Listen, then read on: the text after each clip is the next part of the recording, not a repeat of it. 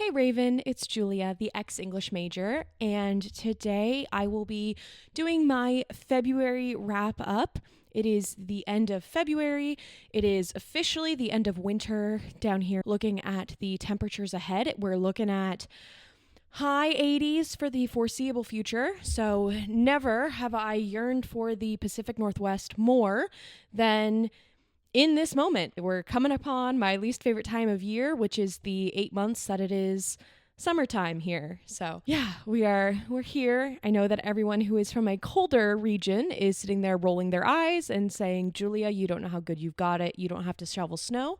And you're probably right. But when I am here sweating and miserable in the next month or two, I will keep complaining about it. So just a brief little reminder of how I do my wrap-ups. I will go through all of the books that I read in the month of February. I don't go through any of the fan fictions that I have read. I don't do star ratings, so I do arbitrary ratings. It doesn't feel fair for me to give a classic masterwork a 3 stars and a indie self-published romantasy smut 5 stars, just because that's how I was feeling at the time. I read a ton of different things for a ton of different reasons, and sometimes I don't like books that are ostensibly and unarguably good books, and then sometimes I absolutely love trash. And then just a quick little brief thing here, because it is the month of February. It feels fitting to bring up the fact that February is Black History Month, and publishing is traditionally a white, male, straight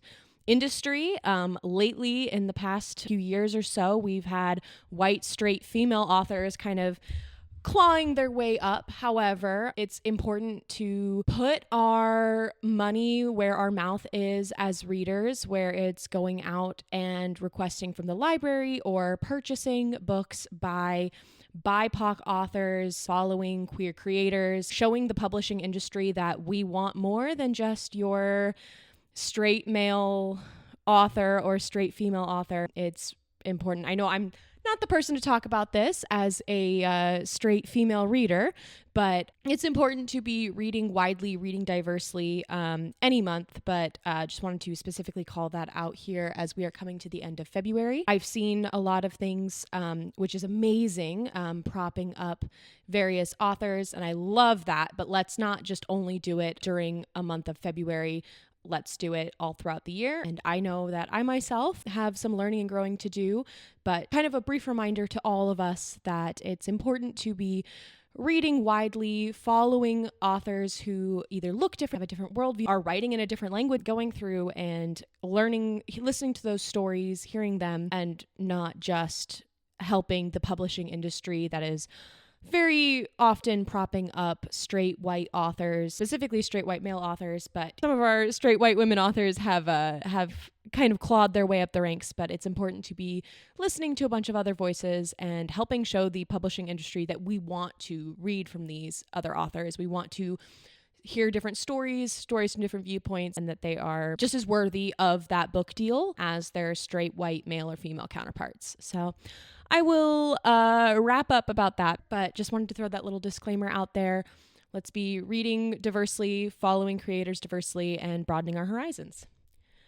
And with that, I have the first book that I read here in February, which is The Prince and the Pauper by Mark Twain on my Kindle.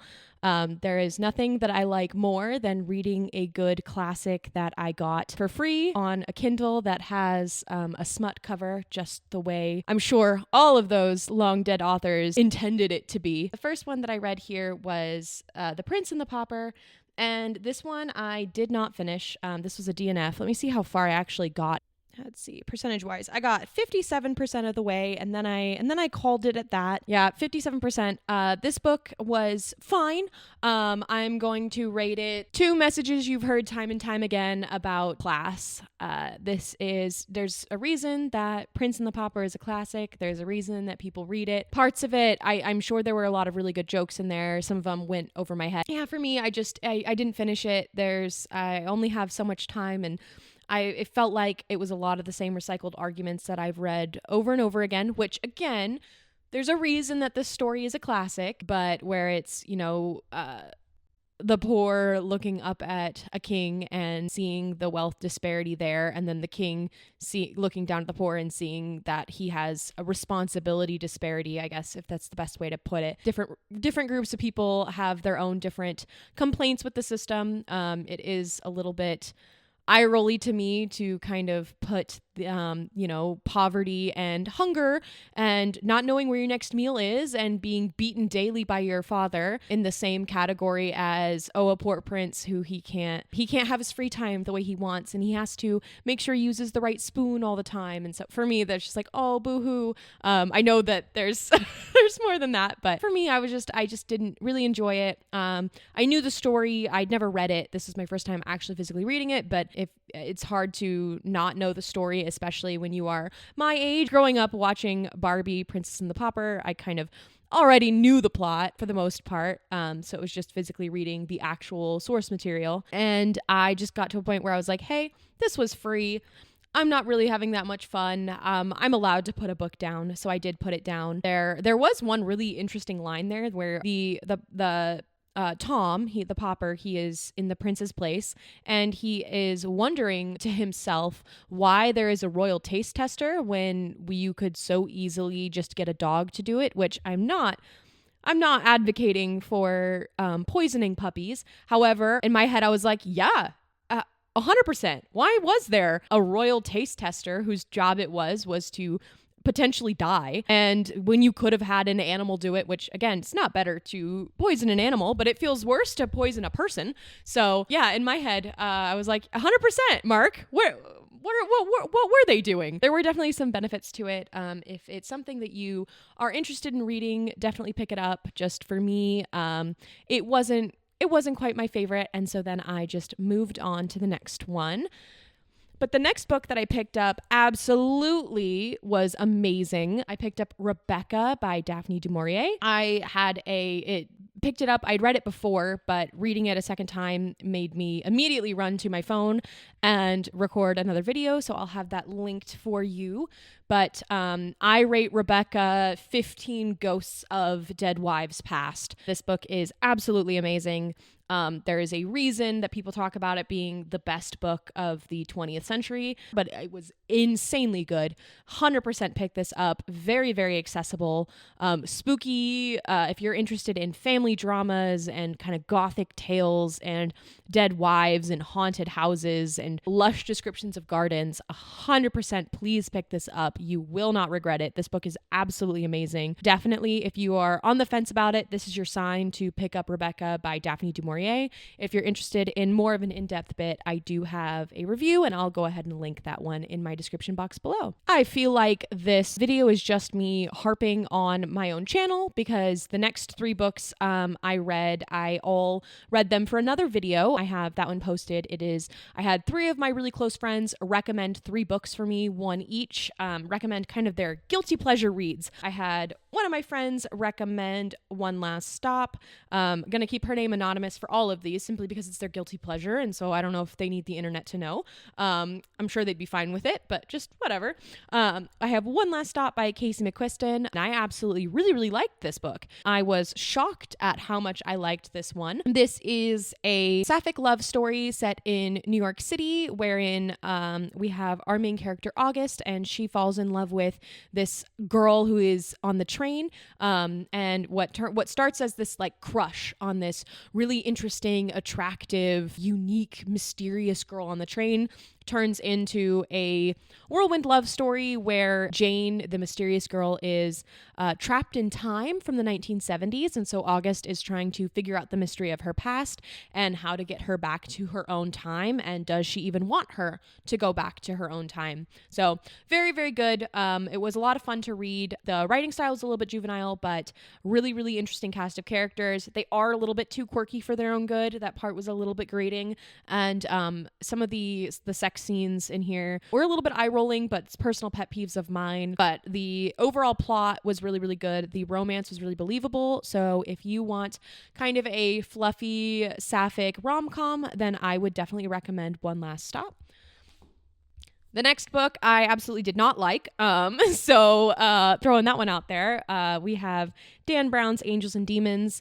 I'm going to go ahead and rate this one 12 self-insert fan fictions that made me roll my eyes. This book, interesting plot. I'd seen the movie, so I kind of knew where it was going to begin with, but just actually reading it, wow, I knew that it was going to be kind of a book where the author is self-congratulatory about his own intellect, but my goodness was it. So my friend recommended this to me. I think she knew what she was doing when she recommended this to me. But yeah, I did not enjoy this book. That is Angels and Demons. And then the last book that was recommended to me by my friend is The Summer I Turned Pretty by Jenny Han. And I'm going to give this one 3 rethink who your audience is and then change a couple pieces from there.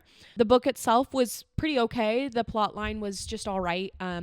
But it wasn't the worst thing I've ever read, but it was definitely something that it felt like it was talking down to its audience, at least in my opinion. I felt like it could have gone deeper. I know that it's meant to be a YA book. It could be middle grade, but even then, it felt pretty juvenile even for middle grade or YA. YA still has the ability to be smart, and YA readers are extremely smart, and this book it felt like it was talking down to them. It felt like the author was thinking too much as an adult talking to a teenager. But when you actually, I say this as someone who used to work in schools. I used to work as a teacher and then worked for a little bit in admin for a middle and high school combined. But as somebody who used to talk with teenagers daily, this book, it was watered down too much. Teenagers, middle schoolers, high schoolers absolutely can grasp a lot more difficult concepts than I think that this book would give it credit for. So for that reason, it just kind of rubbed me the wrong way. It felt like it was a children's book, but then if it was a children's book, why are we talking about boobs and boys so much if it's for kind of the 8 or 9-year-old crowd that it seemed like it was written for, just based off of the way that the characters were behaving. And then if it's for 15, 16-year-olds like the characters, then let's talk about some of the things that 15 and 16-year-olds face. That was my opinion on that book there. If you want more of a much more in-depth review, I do have a 45-minute video on all 3 of those, so I'll link that one down there in the description below. The next book I picked up, I absolutely devoured. So that's The Starving Saints by Caitlin Starling. This book is going to be an acquired taste, but if you like Annihilation, please pick this book up. This book it felt like it was tailor-made for me. It felt like I was reading Annihilation again, but instead of it being this mysterious climate change sci-fi story, it was a kind of cannibalistic with nuns and medieval sieges and being starved out in this kind of, it felt very like Carcassonne. If you're into fortress cities, absolutely please read this book. I rate this book 3 slightly sapphic nuns, and I was obsessed with it. This book is a fever dream, and it's kind of gory. It's kind of gross. There's a lot of cannibalism in it, so I will kind of give that warning there. It might not be something for everyone, but if you liked Annihilation, I know I keep saying Annihilation, but if you liked Annihilation, either the book or the movie, 100% pick this book up. I think you'll like it too. The basic kind of plot line here, if you haven't heard about this, is we are following 3 different women who all have different roles in this city, this medieval town that is under siege and being starved out. So we have a woman who she is a heretical nun. She used to be a nun and she has kind of left the faith a little bit. She's still allowed to be in this, but she is kind of this almost like mad scientist alchemist, and she solved the problem of getting them water, but she has now been tasked to solve the problem of getting them food, and she has kind of conjured up these 2 dragons that nobody but her can see, it seems like, and she's, her mad scientist lab, there's like rotting meat and things like that, and she misses the kind of the honey communion that her nuns used to give them. Really, really interesting stuff. We have another woman who's this female knight, and she is loyal to the king almost to a fault.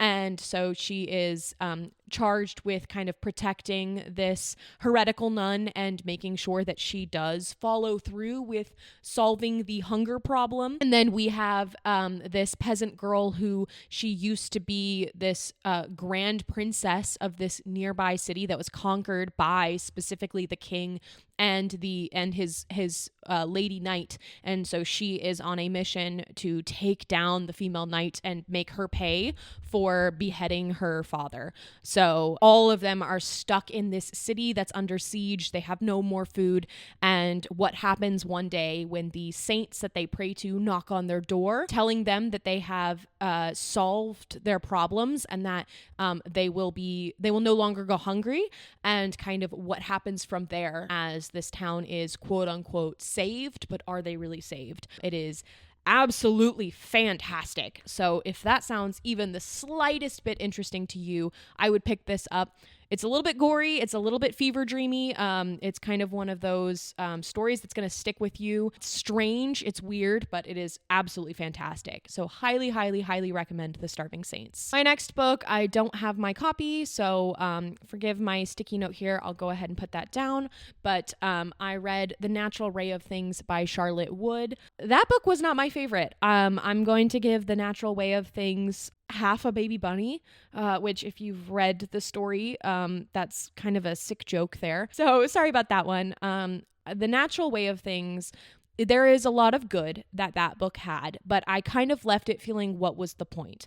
I love it when a story is kind of about feminism, I guess, and believe women, and talking about how kind of the patriarchy props up these powerful men and how these powerful men feel entitled to women's bodies, and how kind of the media can take women who are pointing the fingers at these powerful men and talking about their stories and talking about their sexual abuse, and what the media does and twists them and paints them as liars and paints them as these horrible, horrible people. And so this book is absolutely talking about that. The book does that very well, but it kind of feels like something that's been done before, and maybe it's just because that story was written 10 years ago. I think it's something like 10, 15 years ago is when that came out. And so maybe if I had read it 10 or 15 years ago, it would have felt original, but I feel like there's a lot of stories nowadays that talk about women's struggles, and I feel like after a certain point, after having read them, or after having read so many books like that, there needs to be something more than just patriarchy bad for me to like a story. So it just didn't have that something more for me. But essentially, the plot line of the story is there are a bunch of women who are all pointing the fingers and kind of being a part of this. It seems like the Me Too movement, where they're all pointing the fingers at these bad men who are kind of in this special group, these like wealthy men who have all exploited them, sexually assaulted them, harassed them, and they are all coming up and being public about their harassment. And so all of these women find themselves stuck in this kind of this sheltered shack almost, in the middle of the bush in Australia. They have their heads shaved, they are starved, they are kept in dog cages, and there are these two men and this woman who are kind of all a part of this, and it's them all kind of facing this survival scenario, I guess, on their own, and coming to each other, and how they all face their own trauma differently. How some women kind of not suck up to the men, but are offering their bodies up to these men in a way to kind of curry favor with them and make the best out of a bad situation, and other women completely turn on them. There are girls who go closer to each other and girls who become catty and tear each other down, and it's this kind of this nightmare dystopian scenario. And for me, it just kind of felt like, so what? I was reading a lot of these awful, gory descriptions and some of these really dark imagery, and then at the end of the book, there's something happens.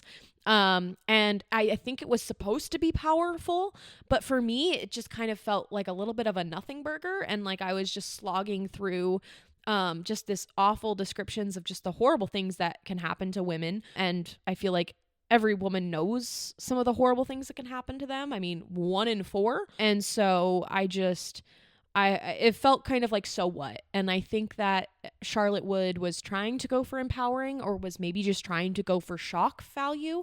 And there definitely was a lot of shock value, but just for me, I wanted there to be more to the story, more to the plot maybe. And it was just a lot of exploring these women and exploring the character dynamics and kind of what women will do to survive. And all of them get their hands dirty in various ways, and all of them do things that maybe are morally gray or morally unsound, but can you blame them when they're just trying to survive? For me, it didn't do what I wanted it to do. I was a little bit disappointed by it. I was a little bit, so what? So it definitely is a book that talks about some important things. If you are interested in kind of that in-depth character study as opposed to a larger plot line, then that might be the story for you. If you're really interested in feminist literature, kind of gross stories, gross imagery, that one might be the story for you. But just for me, it wasn't it. The Natural Way of Things by Charlotte Wood just was not my favorite read of the month. The next book that I picked up was S.T. Gibson's A Dowry of Blood. I've heard really, really good things about this book. I absolutely love Dracula. I love epistolary novels. Mina Harker is probably one of my absolute favorite characters that's been put to the page. Absolutely love her.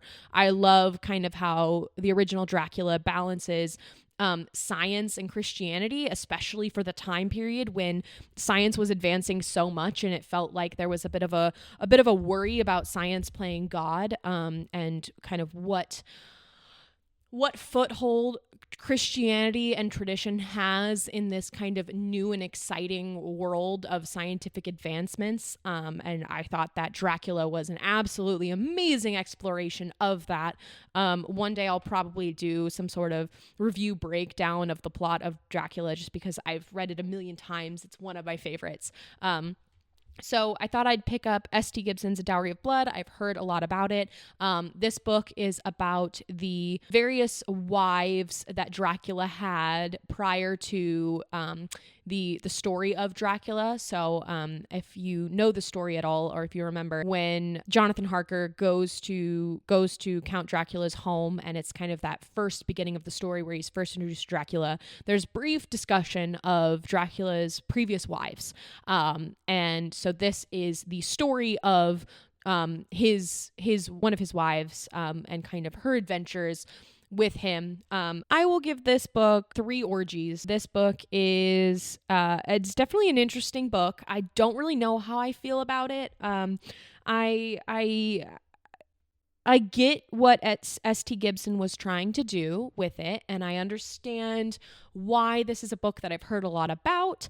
I think it was a very interesting exploration in almost, I don't want to say like domestic abuse situations, but it's a very interesting exploration of kind of control and power dynamics in a relationship, and how knowledge can be used to kind of or knowledge or lack of knowledge can be used as a weapon. I thought it did kind of relationship dynamics really well, of how somebody can be awful to you and you can still absolutely love them, and you can still love someone and hurt them back. I thought it was a very interesting portrayal. I don't know if it's a good portrayal of polyamorous relationships, because it's not something you want to aspire to, but I thought it was an interesting interesting portrayal of polyamory, and maybe not a healthy portrayal of it, but it was an interesting to see the relationship dynamics there between all of the various characters, and how there is love for all of the characters, but then as well,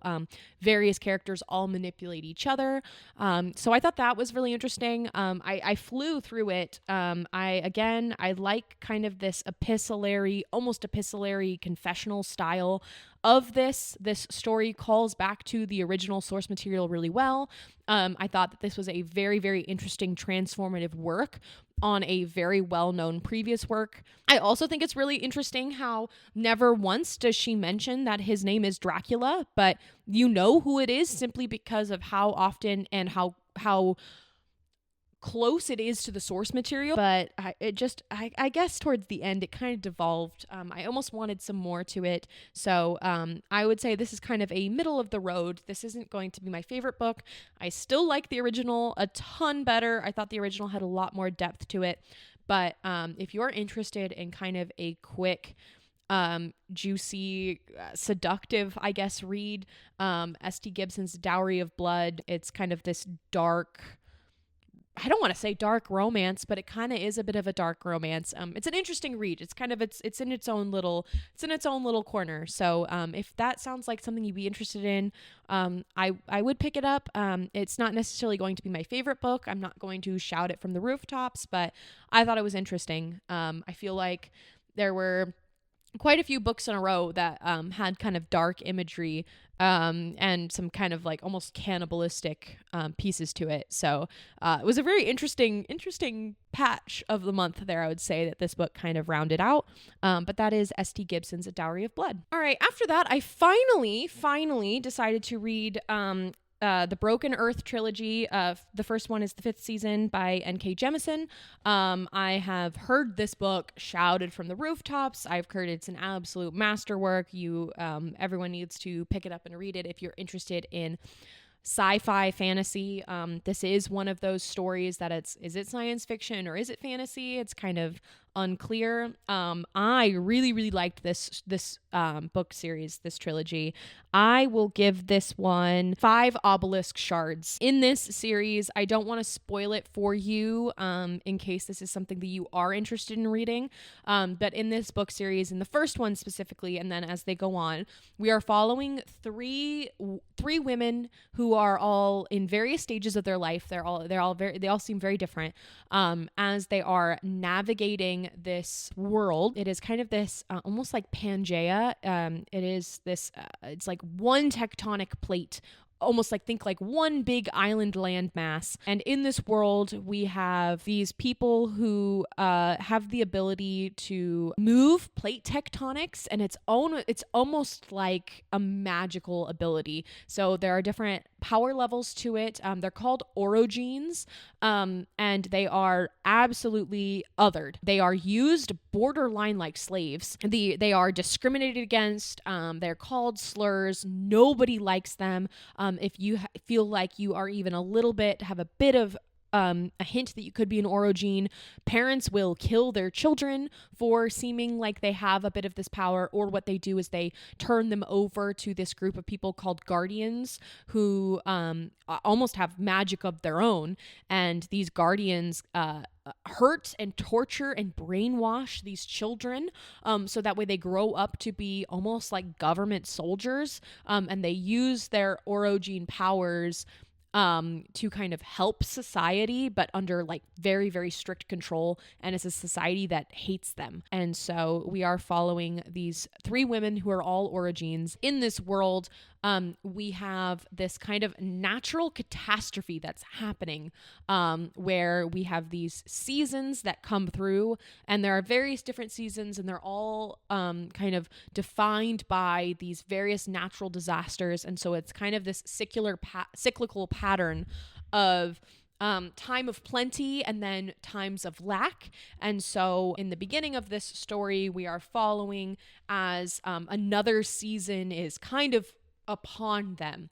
And so people are preparing and getting ready for kind of this next natural disaster. So there's a lot of really interesting discussions about climate change. There's a lot of interesting discussions about racism, sexism, classism. It's really, really interesting. It's really, really good. You can't pick this book series up and not think about kind of some of the atrocities in history, or American history specifically. If you I mean, I feel like I was radicalized before this, but this is definitely a book too where it's like, what radicalized you? This is a book to point to. If you want to get angry, definitely read this book series. There's more to it than just anger. There's a lot of hope and redemption that comes as the series progresses, as kind of you get through these 3 books, but it talks about motherhood, it talks about racism, it talks about climate change. Absolutely a fantastic book series. If you want to kind of talk about a lot of social issues in a science fiction fantasy world, kind of where everything's at arm's length because it's technically not our world, but is it? Wink, wink, nudge, nudge. The twist at the end of this first book. Oh my goodness, the twist. It's so good. So definitely pick this up. Would highly recommend. People talk about N.K. Jemisin and she's like, oh, she's like the GOAT when it comes to sci-fi. And absolutely, this is my first thing that I've read by her. But 100% see why she is kind of put up on this pedestal and lauded as like this amazing, greatest to have ever done it. I'm not going to say that this is going to be my absolute favorite fantasy. It's up there. It's definitely going to be in the top 10 for sure. So definitely pick this up, especially if you kind of like that intersection with sci-fi and fantasy and exploring political issues kind of at arm's length in a sci-fi fantasy world. The Broken Earth trilogy, highly recommend. Another just great read right off the gate after that one, I picked up The Poet Empress by Shen Tao. I have another video on this one as well, so I will have that one linked. I'm going to rate this one 3 books disguised as romantasy. This book is extremely good.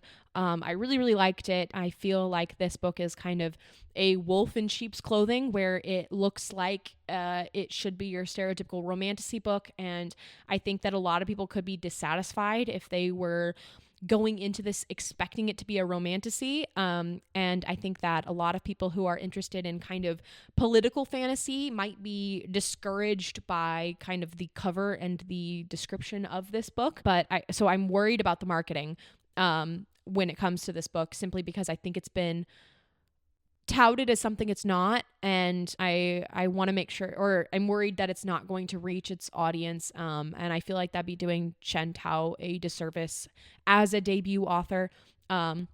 As a debut book, this book is phenomenal. It is a standalone fantasy. It is a very short standalone fantasy that is set in kind of this alternate fantasy world that is based off of Chinese folklore and Chinese history.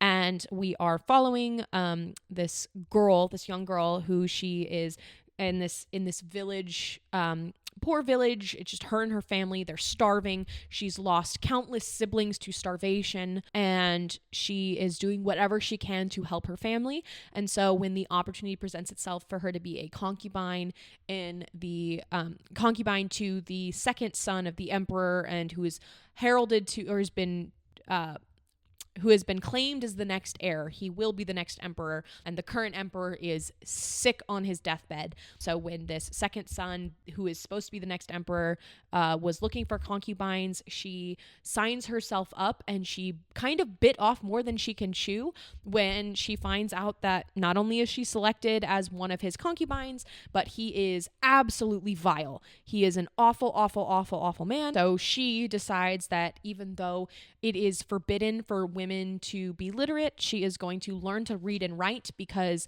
the magic system in this world is built off of poetry, and she is going to learn to read and write because she is going to attempt to write one of the kind of most powerful magic poems that exists in this world, this heart song poem, and it's going to give her the power to kill him. But in order to do so, she needs to understand him fully, and she needs to fall in love with him in order to successfully write this poem. This story is her learning about the politics in the palace between the brothers, between the women and the concubines, and kind of how power corrupts. And through it all, she's learning literacy. She's learning more about the politics and the systems that this country is built upon, so that way she can take down this man who is supposed to be the next emperor and kind of prop up the firstborn, who by all estimations seems like he should be the new emperor. By everything that she has found out about him, everything she learns about him, he seems like he is a devoted man. He seems like he is extremely strong. He's the firstborn. He has power over trade. And so why should the second son, who's this ruthless, bloodthirsty man with power over blades and war, why should he be the next emperor when the city could prosper under the rule and the trade by this firstborn? And so her learning about about the politics and the Machiavellian scheming happening between the concubines, between the servants and the eunuchs, between the royal family, and the history there, and kind of the complex web. Extremely, extremely well done. The kind of story where every character is important, the kind of story where every character has their own motivations.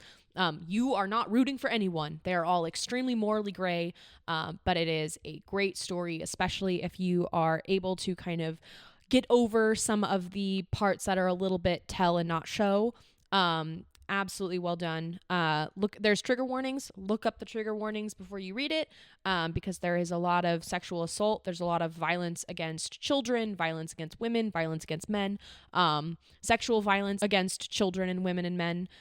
So go into this with your eyes open, knowing what you're getting into. It's not a romantasy story. It is absolutely a political fantasy, dark political fantasy, but I thought it was extremely well done. And so if you're interested in supporting a debut author, I'm very, very interested to see what Shen-Tao puts out next. And I really, really hope that the marketing of this book doesn't hurt it. As someone who likes both romantasy and political fantasy, I feel like it alienates both, in how it is kind of presented, as physically presented and described as a little bit like a romantasy, but it absolutely, there's no romance to be had in this book. So I think that some readers could kind of go into it with some preconceived notions and be disappointed, and then other readers who would be interested in what this book truly is might be scared off simply based off of what it physically looks like. I hope that's not the case, but I'm worried that that's going to be the case. So definitely pick this book up if it sounds like something you'd be interested in, because it was very, very good, and I am very excited to see what book she comes up with next. This next book I picked up was The Cursed Daughters by Oyonkan Braithwaite. I think I am pronouncing that one correctly. I looked up how to pronounce it beforehand, and I got some conflicting reports. So hopefully I got that one correct. Cursed Daughters, I had heard about this book before, and I'd heard really, really good things. I'm going to rate this book 3 generations of women who are extremely unlikable, but you understand why they're doing what they're doing. This book is kind of following this family who in their family, the women have been cursed to have men leave them in their time of need. And so we are following this group of women who, they all live in Nigeria, and all of them have been left behind by these men in their lives. And so they are all essentially single mothers, raising daughters who are also in this same predicament. And it's this multi-generational household and this multi-generational tale of the women and the things that they have done and the men in their lives who have left them behind, and kind of how some of it is the men's fault and some of it is the women's fault and some of it is this self-sabotaging. And is there really a curse, or are these women bringing it upon themselves in a way based off of either the men that they've chosen, the actions that they're taking, kind of the things that are surrounding them? All of these women are extremely, extremely messy, and you are in their head and you're reading about them, and you're just sitting there shaking your head like, girl, wake up, girl, like, why? Like, get off your knees, like, pick your head up, like, kind of that whole thing where you're sitting there and you're screaming at the page, as these characters are making these decisions time and time again, and then they are pointing to this curse, and is there really a curse, or is the curse their own behavior? It is very, very interesting. This is kind of a family drama of just the women. We've got 2 sisters who live in the same home, and then their respective daughters, and then one of them has another daughter, and the final daughter and her aunt, it seems like she is a reincarnation of her aunt. So it's very, very interesting. There's a lot of repetition, there's a lot of reincarnation, there's a lot of discussions of this cyclical nature, and these women who keep choosing things for themselves, and almost failing to dream bigger and failing to give themselves what they deserve for one reason or another. It was absolutely a fantastic book. I think it's very, very interesting as well. Like I said, it's in Nigeria, and the author she's a Nigerian British author. And so there is a lot of pieces to this book that it felt like I was kind of on the outskirts looking in. There's a lot of discussions about what seems like Nigerian culture, language, folklore, pieces that I really don't know much about at all. So it was very, very interesting to kind of pick this book up and get a little taste and get a little glimpse of some of these pieces. I thought it was very, very interesting. I liked how real the characters felt as well. Some of the descriptions were absolutely like had me on my knees laughing. And then there were some parts of it where I was like, girl, get up, girl, get up. Don't let these men, don't settle for kind of these circumstances. Don't settle for this. Like pick up your head. So, I really, really enjoyed it. This book definitely made me feel things. It was very, very well done. If you are interested in kind of this family drama, where everyone's messy and you're kind of shouting at these characters for making these decisions, this is absolutely a great read. Would highly, highly recommend The Cursed Daughters. The next book I picked up was book 1 of the Hitchhiker's Guide to the Galaxy, Douglas Adams. I just read book 1 for this. So actually I picked it up perfectly. Book 1 is this of my copy. This is the entire anthology. I've read this before. I've read the entire anthology before, a long time ago. It was something that my then boyfriend, now husband, had me read very, very early on in our relationship. We kind of did a little bit of a book swap, where he had me read this series, and I absolutely loved it. And in return, I had him read Charles Brockden Brown's Wieland and Octavia Butler's Kindred. Honestly, God bless that man. I feel like simply just for the fact that we'd been dating, 2 months at that point, and he read both those books for me. I should have known that I should have known that one day I would snap a ring on his finger, because man, that what a feat. Especially Wieland. And not everyone was going to agree to read that after just a few months of dating. I'm not sure if he enjoyed either one of those. I don't think he really liked Kindred. I think he thought it was just a little bit slow for him, which is fine. He has the wrong opinion on that, but that's fine. No, I read all of these kind of at that time frame, and I really, really liked them at the time, and then I picked the first book up again because it's for our book club. Both Harrison and Scott recommended this first book, and so I'm not sure, the jury's still out, I think, as to whose official book club pick it is, but shortly, in a few days from now, we're all gonna kind of meet up and discuss that first book. So picked this one up as kind of a reread because it has been a while since I had read it. It's very, very short. I'm going to refrain from rating it this time because I think I just picked it up at the wrong time. I had just kind of come off of these really, really good books that I was so invested in, and kind of these books that were very dramatic, very much these like fantasy dramas. And then I picked up this book, and I know I like this book. I know I like this book because I've read it and I loved it. But this second time, I think it was just not the right time. It's very weird. It's very funny. Kind of this dry, very British humor, and it just wasn't landing for me. I had forgotten how little happens in the first book. The first book is really just, it's 145 pages. I think it's really, really short. It goes by extremely quick, and I forgot how, I don't want to say lack of a proper story arc there is, but it very much feels like the entire story is the story arc. And so it feels like it starts and ends and we're still kind of climbing, and then the book ended. And then we get to the second book, The Restaurant at the End of the World, Restaurant at the End of the Universe. So the first one, we're still climbing, and we're still on the up, and the book ends. And so definitely, I still recommend this book series because I absolutely loved it the first time I read it, and I loved it altogether. But I had forgotten how little is in that first book and how much happens later on in the series. And so I think that the pacing on the reread wasn't my favorite. The jokes weren't landing for me. So I think it just wasn't the right time to read it for me. So I'm going to refrain from giving it a negative review. I think it was just I had to read it for book club, and it wouldn't have been something that I would have picked up naturally at that time for my next read. I read it, and we'll be discussing it at book club, so I'm sure I can pull from my previous love from it as well, and I refuse to let this reading of it color me to the negative for it. But that was my reread of the Hitchhiker's Guide to the Galaxy. After that book, I went down a fanfiction spiral, just to kind of pull me out of what felt like was going to be a reading slump. So I read a bunch of those and it saved me.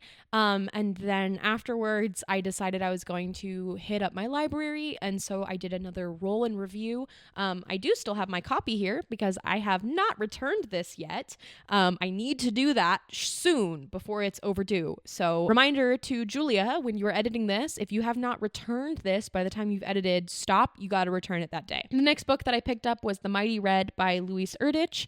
I'm going to rate this book 3 lives stuck in the middle of nowhere, North Dakota. I did not really like this book. I thought that this was just okay, and I really wanted it to be something. I have a full in-depth review in my roll and review. By the time this is posted, that video will be live, so I'll go ahead and link that one if you're interested in kind of my in-depth thoughts. But as kind of a brief overview, this book was just okay, and I wanted it to be more than just okay, and it seemed like it had all of the elements for me to really, really like it, as somebody who really enjoyed the TV show Fargo, as somebody who really likes to read about like climate change and kind of land disputes and secrets and twists.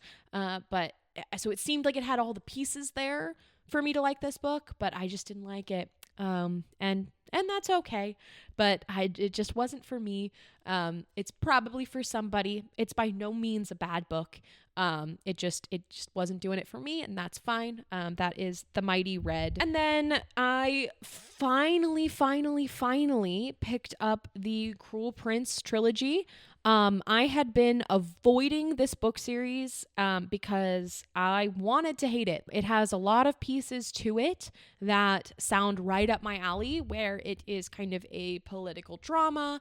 There is a love story in it. There is fae creatures who are like true fae, as opposed to kind of the stereotypical piece that is so common right now, where fae just means hot guy with wings and shadow powers.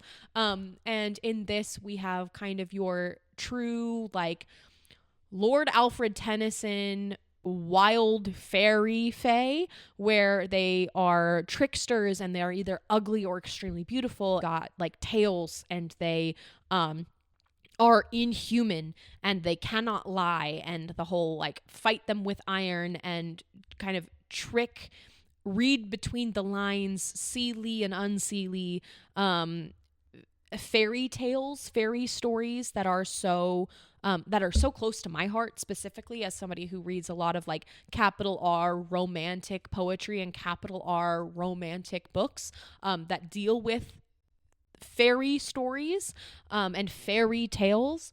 I wanted to hate this book series simply because it is so popular, and I am still contrarian, and so I knew I would like this series, but I avoided reading it for so long because I knew I would like it, and I didn't want to just be a statistic, and part of me wanted to hate it, and I couldn't hate it. It was really, really, really good, and so it's worth the hype. I know that people talk about this a lot, and I know that it's YA, but it was really good. I'm going to rate this book series 2 Twin Changelings. This book series is absolutely fantastic. Just talking about the first book here because I don't want to spoil it. Again, I know that if you've been on the internet or kind of book talk, booktube, bookstagram for any length of time, you've probably heard about this trilogy a million times. It was so good. So this story is following these 2 girls, Jude and Taryn. Jude is our main character, And Jude and Taryn are humans who their mother was another human who lived in fairy, and she escaped her abusive red cap fairy husband Matic, and he goes to the human realm after she's escaped. She's married a human, and she's had these 2 twin girls, and then the first daughter, who is the fairy Maddox's biological child, and she has cat eyes and pointed ears, and so she looks like she is fae, and she is fae, or at least she's half fae. And he goes to the human realm. He murders his wife and her new husband, and he takes all 3 of the girls back to fairyland. And so now he is kind of raising, and he's got these 2 humans named Jude and Taryn. They're twin sisters, and they are trying to survive being human in fairy. And each of them go forth and try to gain power in this system in different ways. And so we've got Jude, who's our main character, and she is going to be kind of she's stubborn, she's angry, and she is a physical fighter. She is Maddox's daughter through and through, and where he is bloodthirsty and conniving and scheming, she is also going to be the same, and she's going to kind of fight with her strength and the strength of her sword and gain power that way, because even though she's a human, she refuses to let these fairy creatures hold power over her. She wants to have her own autonomy, and she wants to be not only as good as the fae, but better than them and beat them at their own game. And so she kind of fights her battles physically. And then we have Taryn, who is her twin sister, and Jude thinks that Taryn is weak because Taryn where Jude stands up for herself and gets angry and is very, very holds to her will, Taryn is a little bit conniving. She's a little bit of a trickster. And she is going to kind of play the part of the simpering weakling human, where Jude refuses to look weak for the slightest. Taryn doesn't mind. Taryn knows that internally it doesn't matter as long as externally she's safe, and words don't matter to her, so long as her family is protected and so long as she gets what she wants. And she's going to be more sneaky and conniving with her power, as opposed to Jude, who is going to kind of fight things head on. And so we are in this political plot where the High King is about to step down, and he has a multitude of heirs. And so Jude allies herself with one of the sons and becomes spy for him. And she is going to kind of trade her services for him because he is going to give her the power that she so desperately wants. And so it is kind of these political machinations of these princes of fairy who are all trying to become the High King, and Jude and Taryn and their own personal struggles for power and their own kind of the both the strength of sisters and kind of the weaknesses of sisters, and how you love each other and you hate each other. So it is absolutely a very, very interesting read. Again, I'm only trying to give an overview of that first book because I don't want to spoil the trilogy for you. It is true what they say. The second book is the best book. The second book is really good. The third book is still good, but it is a little bit of a letdown compared to how strong the first and the second book are. But that is the Cruel Prince series. 10 out of 10 would recommend. I know that they are talked about all the time, so I wanted to hate them, but I really, really liked them.